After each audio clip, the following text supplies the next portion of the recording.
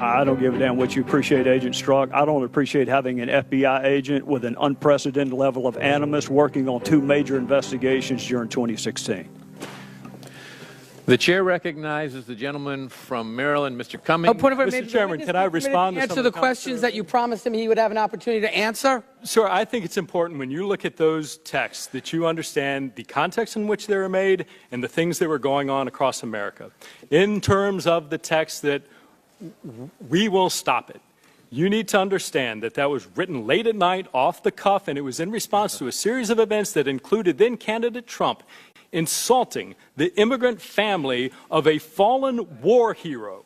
And my presumption, based on that horrible, disgusting behavior, that the American population would not elect somebody demonstrating that behavior to be President of the United States.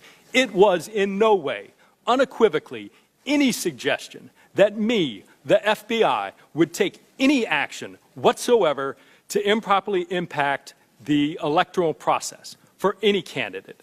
So I take great offense and I take great disagreement to your assertion of what that was or wasn't. As to the 100 million to 1, that was clearly a statement made in jest and using hyperbole. I, of course, recognize that millions of Americans were likely to vote for candidate Trump. I acknowledge that is absolutely their right. That is what makes our democracy such a vibrant process that it is. But to suggest somehow that we can parse down the words of shorthand textual conversations like there's some contract for a car is simply not consistent with my or most people's use of text messaging. I can assure you, Mr. Chairman, at no time in any of these texts did those personal beliefs ever enter into the realm of any action I took. Furthermore, this isn't just me sitting here telling you, you don't have to take my word for it.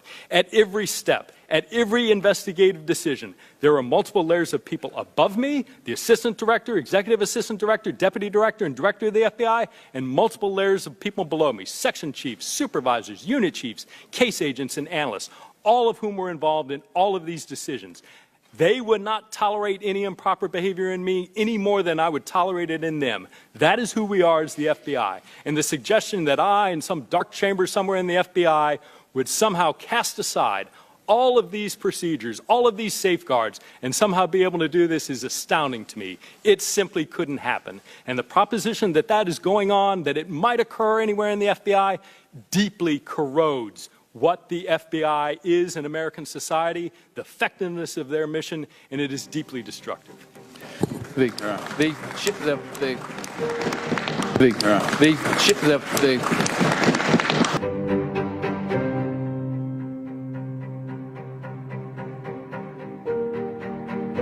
Will you answer the committee's question as directed, or do you refuse to answer the committee's question? Mr. Chairman, as you know, counsel for the FBI has directed me not to answer questions about the ongoing investigation. As you also know, counsel for the FBI is sitting here behind me. May I consult with them? You may consult with your own counsel. But I may not consult with the FBI's counsel? Only with your own counsel. Mr. Chairman, there's no basis for that. He can consult with the FBI counsel. He's an FBI employee. The gentleman is not recognized. And the chairman is not being proper. The chairman is being proper. The witness can't be directed not to confer with his attorney. The FBI is not his attorney. His attorney is seated behind him. If he wishes, he's an employee of the FBI, Mr. He's already done. He may do so. And his attorney may consult with the FBI attorney? Isn't the privilege that of the